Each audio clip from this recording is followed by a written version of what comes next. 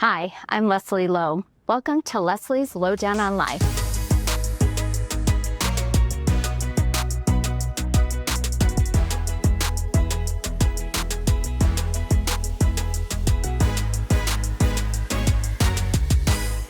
All right, welcome everybody. I'm really excited to say we're out on location with one of my favorite people in the whole wide world, and you have been for a long time because we worked together at HQ, and we did the Fox show together. We did. You, me, and Bill McGinty. A long time ago. It's been like, gosh, I hate to say it, but it's been close to 15 years probably that we were doing that, or 12 to 15. Yeah. We were babies. We were babies, but Little young not girls. aged at all. Not at all. Well, you, truthfully, you really haven't. You really haven't. Don't get too close. Pull back a little bit. But we're here in your shop because you've been doing candles, making candles, Dandle's candles. Yeah. Since when we were on air. Yeah. But it started as a hobby. It did. Tell me about that. It started years ago. I mean, it started 30 years ago, I would say, because I was doing candles when I was already doing them at home when I arrived in Spokane, and I arrived in Spokane in 1996. So I would say I've been doing candles for 30 years, and I really did start it as a way to decompress. You know, news is stressful. Yes, it is. And I grew up in a household where my mom was kind of a hobby seamstress. My grandpa, when I would go to his house, was a woodworker. So they were always doing something with their hands when they weren't actually working. And so I was used to a household where you did something in the evening or with your extra time. You didn't just sit in front of the TV. And so I was looking for a hobby. I tried painting. I tried a lot of like little crafty things and just it didn't stick. And one day I saw a cute little candle at, I think it was like a TJ Maxx type store. I don't know if it was that store in particular. And I thought, oh, I can make that. It was in a little flower pot, little terracotta pot. And sure enough, that's what I did. I went to the hobby store, I got some wax, I got a wick, and thought to myself, oh wait, this container has a hole in the bottom. How do I plug that? But kind of figured it all out, and just started pouring wax into little tiny things and gave those away at Christmas time that first year. And then it just kind of progressively grew. And then in Spokane, it really took off. 1999, I always say, was my first year of being a business, because that's when I got my first business license. So it's been going just progressively, organically growing since 1999. Which is amazing. It smells like heaven in here. Oh, thanks. By the way, it does. Thanks. And I love your candles. So thank you. We're going to pour some candles and Yes. talk at the same time. So show me, you've got it all set up beautifully. You've got the wax back here. Yeah. I love your shop. Thank you. Because it is definitely a working shop. It is. And it's still messy. Candles are messy. Well, I wouldn't expect anything else, right? Kitchens are messy, yes. right? Yes. So this is, we didn't clean up too much for your arrival, because we wanted to kind of show this is what a working shop looks like. Like, there's wax everywhere. Okay, so what you're gonna do, we're gonna get the wax is already heated. It's inside this pot, and you're just gonna stick your pot under here. We're going for about, and watch this hand, because it'll start to get hot. Okay. We're going for about 16 ounces of wax, which in this little pot is probably about half the pot. And then that will be enough to hopefully get us into our container. I don't think I knew what to expect as far as the pot for the wax. Right. So the wax, I'll show you this in a second, comes in a flaky form. And then when it melts down, it melts into what looks like vegetable oil. Because I work with soy wax. Soy is a vegetable. And then you can just move it back to your spot over here. So it essentially is vegetable in its state. It looks like this. I'll bring this over. It is a flaky form, so that's soy wax. Okay, So it's it looks like pieces of vanilla chocolate bark. But if you smell it, it smells like vegetable oil, or canola oil, or Careful, I might want to eat that. But it in its natural state, it is it's just soy wax, or soy, comes from the soybean, and then a little bit of cottonseed is also in there. So it's a very clean product. That's why people like soy wax so much, and why it's become kind of the standard in at least jar candles out there in the world, because it does burn clean. It still makes your house smell really good, but you don't have the toxins of paraffin wax. Paraffin being an oil derivative. So when it burns off in your house, it burns off like oil would, like an oil refinery. It puts a little bit of black smoke into the air. So soy wax is definitely the preferred. There's all kinds of waxes coming on the market. There's coconut wax, which is made from the coconut shell. There's all kinds of waxes kind of coming about. Apricot, which I think is made from the pits. And you never think about that. No, you don't. Yeah. Palm wax, although palm wax is made from palm trees, and we don't want to necessarily start cutting down palm trees across the world because that's a problem already. So yeah, soy wax is great because it's renewable. It supports, it's an American-made product. It comes from farmers in the Midwest. You know, I wish we grew soybeans here because maybe I could get my soy wax a little closer, but this comes out of Kentucky. And so, yeah, it's a great product, and I've learned a lot about it through the years. How do you pick your flavors? Our flavors, our scents, you'll see a lot of them over here on the wall. You know, it's a trial and error process. I usually buy something very small, like in a sample size, so I can test out a scent. But, you know, I that's the next question I was going to ask you is what scent you want in your wax for your candle. Okay, so this isn't scented yet. It's not scented yet.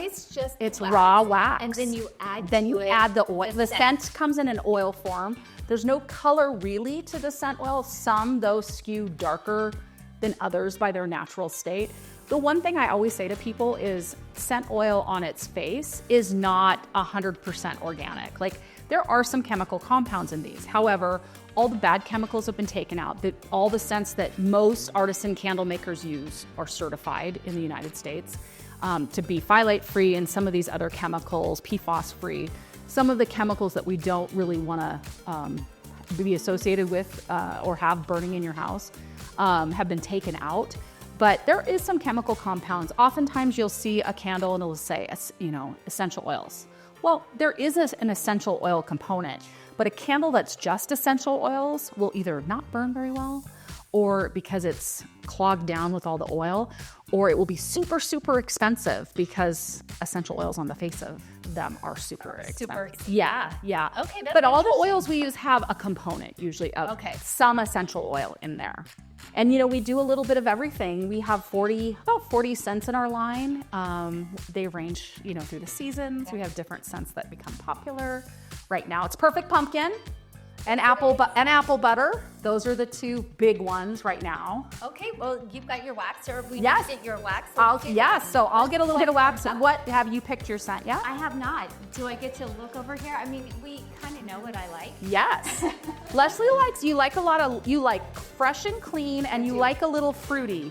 You also like a little bit of bakery scent. Yeah. Like, you don't mind I know you like a lemon pound cake. Oh, wow. You like a Tuscan lemon grove. I think you've had Little Black Dress, which is more of a clean scent. Orange chiffon cake. Ylang ginger, I know you've had in the past. Let's do the Ylang ginger. Okay, let's find that guy. I think he's up here somewhere in this vase of bottles. That's the one thing is, you know, as you expand your line, it's like, okay, there's a lot of bottles, but we kind of, it doesn't look like it, but we have them up here. There is a rhyme and reason to it. What are you going to do? You know, I'm a big seasonal so some people change their scents by the season. That's me. Oh, so I love, thought of but that. not everybody's I like didn't that. think about that. Not everybody's like that. Maybe you should I like an apple butter this time of year. I like a good spicy apple scent. Can I change my mind? You can change your I want mind. to change my mind. I want to go with like The pumpkin? Yeah, pumpkin. Perfect. Spice yeah. We will do that. Those are up here. We will grab those guys down. Okay. And put that in so we take a little, we do one tablespoon or 1 ounce of oil per pound of wax. Does that make sense? 1 ounce of oil per pound of wax. You're going to make me do math? No. So you've got, and say you put you've got 16 ounces of wax in here. So we're just going to do one scoop of oil essentially. So if you hold that, I will try to pour that in here. And then, you can just pour that in there. And then I've got a little spoon here you can use. You don't have to like whip it into a frenzy or stir it too much, but you know, just give it a little stir and you start to smell it. Oh my gosh, that's amazing. And I do pouring events from time to time. I haven't done one recently, but as we get into the holiday season where people can come pour a candle, that's always fun. Is it bad if I just want to sit here and snip it? Well, sometimes, you know, it's funny. We've been pouring fall candles since June.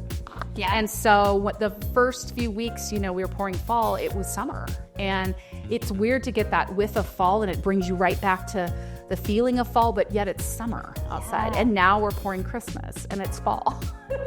So you have to work ahead of time. Yeah. You do. You have those candles out there. So you have them ready for your retailers and then that kind of thing. So Yeah, no, it smells amazing. Okay, so we've got the wax, we've yep. put in the scent. And while it sits, because it does have to sit, we probably won't let it sit as long as we would normally do, which is to a point where it's almost like a slushy. Like that's the point we usually get it to. But for time purposes, we'll probably just let it set and chat while it sets up a little bit. Okay, but let's let these set and then let's go have a seat. Okay. I have some things to ask you. Oh. I have some questions for you. Hard hitting. So I want to know, though, because this was, and you even said it earlier, like this was a side hustle before side hustle was even a thing. Yeah, side hustle wasn't a phrase, but I knew I wanted to do something more as a hobby. And then it turned into this little business. And the first people I sold candles to were my colleagues at KHQ. Way back in the day when KHQ was still up on Regal Street, someone said we had holiday fun Fridays in the lunchroom. And somebody said, bring some of your holiday candles. And I was so embarrassed, but I did, and sold those and took orders for more. And then we kind of just kept rolling. Oh, that is so awesome. Yeah. You're like, hey, maybe this fun project that I'm doing is something I can really help with. And it's a passion, right? And when you can eventually turn a passion either into a business, a side hustle, or even a full-time business, you know, it's less work. Yeah. It doesn't feel like work as much. Yeah. Yeah. So I love that. Again, we worked together and that was so much fun. And I've just had a love for you ever since. Me too. Back at you. You're just. She's like the easiest colleague to have. Well, that's how I feel about Yeah, you. yeah, no. Yeah, but you took this project and this love and this hobby and you made it into this, booming business. And it can't be easy. You left one business. Yeah. And then you've done a couple of other things. transitioned, but you really did jump into this. I did. I left television and spent a couple years doing public relations, which I love. I still do a little bit of that. And then, it kind of jumped full time into candle making. I do other things on the side. You can catch me on TV sometimes over on our friends at KSPS. But then also I do some public relations, and I love that. I love keeping my toes in that newsy world. But this is a passion. And even when we're super busy, I still love it. Even a long, hard day, I still love it. Now, there are times, like any business, where you ebb and flow. And there are scary moments, and then there are moments of joy. But yeah, it's hard. It's hard to work for yourself. And especially when you peel the layers back of what I'm doing now, it's less about artisan, candle making in its true form and more manufacturing, like bringing that artisan candle making to a true manufacturing space. I don't know a lot about, I've had to trial by error, how to run a manufacturing space. I was just going to ask you, how do you make that transition? Because again, you were making them in your kitchen, right? I was. And then you were in a basement. Yep. And now you have this. There was a garage in between. Yeah, a garage in between, and now this gorgeous, I'll call it a factory because you have such a nice setup out here. But I can imagine that it had to be such a process, and having never done it before, just the learning process. And you scale. I'm resistant to risk, which isn't good. I'm not saying that's a good thing, but I just kind of have organically grown, but I've grown very, very slow, not taking a ton of risk. So my scaling from being just selling, a few dozen a year to where we're at now, where we're selling, tens of thousands, it's been just kind of a slow process of me just learning how to put process in place. It's about learning to put systems and process in place to be able to pour large amounts of candles efficiently. To be honest though, there's like 3 of us. It's not a big operation. I have 2 employees, that help me, and that's it. So talk about that moment when you were like, oh, this is it. This is something that I can do, and we should grow this. Yeah. I think there were a lot of those moments that made me go, gosh, could I do this? And you question yourself. And I left a business. Let's be clear. I left news, and I loved news. I still love news. We always talk about news when we're together. I'm always asking about people I know in the newsroom. I miss that environment sometimes. And you really are still kind of part of it. I mean, you're still part of our family. Yeah, so. you guys make me feel that way, but I still text regularly with you and with Sean. And, if there's something big going on that I may know a little tidbit about, I will text it to you or to Sean. Yeah. I've done that on wildfires. I've done it on other big things. And so I still have this passionate heart for news, but this is my other love. And I don't know if there was one clear moment, but I know when I left news, my business kind of took off a little bit. And then really during COVID, I benefited, as did a lot of small businesses that gave comfort to people, other candle makers in town. I always hate to use the word benefit I just said it, but use benefit as the word. But we actually kind of took off during COVID because people were home. Yeah. They wanted something small that made them feel good. They were there to burn, they could burn candles because they were home all day. And we were updating our website. We made ordering online super easy. And that really was a moment where we transitioned. We went from 50 online orders, very secondary part of my business in 2019, to I think somewhere in the neighborhood of 600 or so in 2020 online orders, because people were so generous to support small businesses and still are. And that's what I love about our community. You guys say it when you're on the air about when this community needs something or there's support needed, they rally. And small businesses feel that too. Like, people rally around Dandles, and I appreciate my customers so much. I have so many long-term customers that have been buying my products forever and continue to do so and show up here in the fall when we have our one big open house. And it's awesome. Yeah, I mean, I think this community is pretty special. We also learned a lot during COVID, don't you think? Yeah. I mean, I think that you're right. We were home, and so we wanted some kind of a comfort. Candles are comforting. Yeah. They are. It's like familiar smells, or just something that makes Sometimes just the flickering of the wick. Yes. Yeah. When times get tough and you just light a candle and sit there and it's relaxing. Mm-hmm. So that's huge. But then that transition too, and I guess I hadn't really thought about it, but it makes so much sense. The transition into the online ordering. Yeah. And I'm sure that was like big for so many small businesses out there. Yeah, absolutely. You had to pivot. And no matter what your business was as a small business owner, there was a little quirky thing that was going on and you had to figure it out. It was a moment in time. COVID was a moment in time where we learned to pivot. We were already updating our website. We just made it stronger. And I sat out here by myself, and I had order sheets stacked up on the workbench you see behind me. And I would stick out the vessels and I would just pour like the wind all day long, and then do it again the next day and the next day and the next day. And was appreciative of it, though. I appreciated it. And so many names would pop up, and I'd leave them little notes on their invoices because they were friends that were maybe on the South Hill or they were up north or wherever they were. And I recognized their name, of course. And I was like, oh my gosh, that's so sweet. They ordered from me. So it really did help us strengthen our online business, which has carried forward. So that part of it was great. And now our retailers order online. We have a whole separate website just for wholesale for small shop owners and stuff. So that's been going well. I mean, we see a lot of downfalls with COVID, but I think there are also a lot of upsides, and that definitely is one of them. And it tested our strength. Yes. And our resiliency. Amen to that one. Yeah.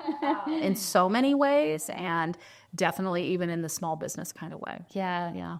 Tell me about some of those moments where you were like, I don't want to do this anymore, or I can't do this. Sometimes. It does. Yeah. I mean, running a business on your, from the ground up. Yeah. It's hard. Yeah. I mean, I remember there was a time where my supplier, where I got all my wax, they decided they weren't doing that kind of wax anymore. Well, everything blossoms from wax, like the size wick you use and how the scent oils blend in with it. All of it kind of wrap around or wrap into your wax, I should say. And so that was scary. I was like, what? Maybe I should just quit. You always have moments like that. I think anybody, whether it's a small business or it's a hobby they do, or it's a teenager in sports or a college athlete or whatever, you always have those moments where like, I just want to quit. Those moments, I just want to quit and do something else. Yeah. But in this particular case, it's such a labor of love. It's my baby that I've grown from a hobby. And so it propels me, I think, on the daily. Yeah, and you have to have those moments that you go back to where you're like, no, this is worth it. Yep. No, Absolutely. It's probably a lot, I would imagine, and I'm going to speak for you, but it's the people that come back. Oh, absolutely. Those friends that you've made over the years. Totally. Yeah. It is the people that come and say something like, and this has happened. I had a loved one passing, but we lit your candle every night and it got us through. Like we loved it. I had a friend who was in a cancer battle and this is kind of funny. On the opposite end, she said, I burned your candles, but I burned scents that I didn't want to remember. My favorite scent, which in her case was Little Black Dress, she goes, I didn't want to burn that during cancer treatment because I didn't want to associate it with cancer treatment. So I burned a different scent, like funny things like that. And that's actually really good. Yeah, and she's come back around. That makes so much sense. Well, and the reason why candles are popular, part of the reason, is because scent, as in the scents we smell with our nose, are the closest thing to our memory. So when you smell something, it makes you quickly remember a time. Yeah. And as people have burned my candles through the years, maybe they started out early on buying apple butter. I'm sitting here staring at an apple butter candle. And they eat it. They started out early buying apple butter. Well, now every fall when they're burning it reminds them of fall, and so they want to burn an apple butter candle, or a wedding candle. My sister-in-law, she had a certain scent for her wedding, which sadly has been discontinued at the manufacturing end of it. But, she's like, that scent, it always reminds me of that day. Like, I love that scent so much. So, I love how it's connected to our memories. A couple scents that I carry that really provoke like memories of being at grandma's house, people always say, are my magnolia, my gardenia, and my lilac. Yeah. There's something about florals that remind us of our grandmothers. And in my case, she had lilac bushes outside of her home.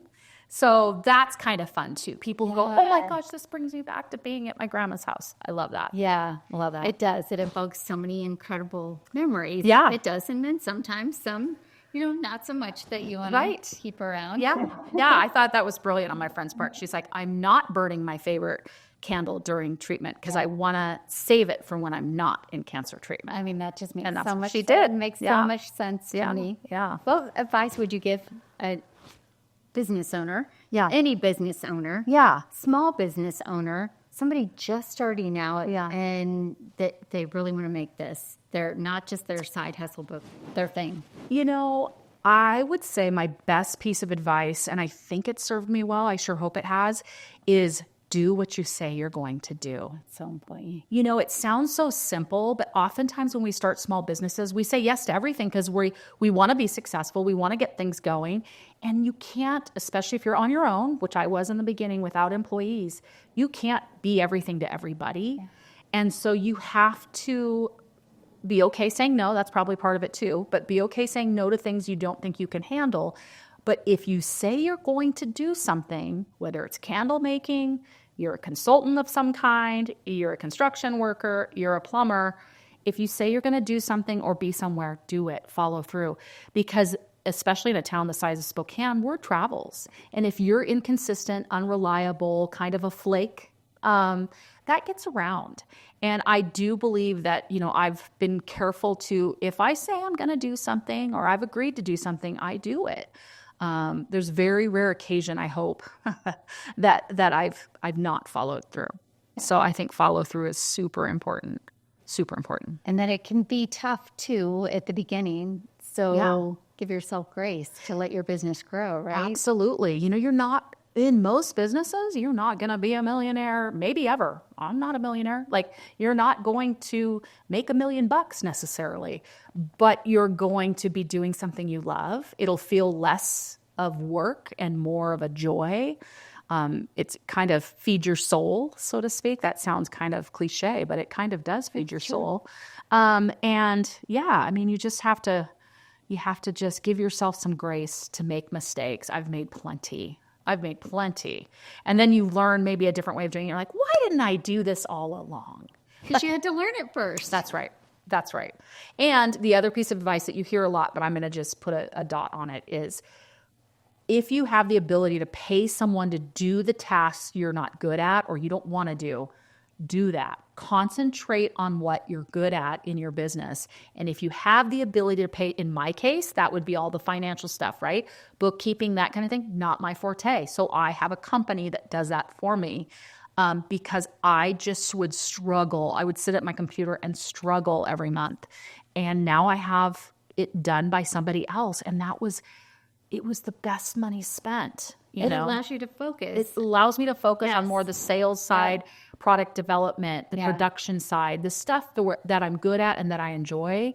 I wasn't good at the numbers game. It's just not my jam. I don't think it's my jam. I do think if you're the creative side, you've got to focus on the creative side. And you're so good with people and getting out there, then focus on that. Yeah. And then it is good to have that financial brain who can just focus on that. Because that's important, right? The books and all of that, the numbers are super important to any business.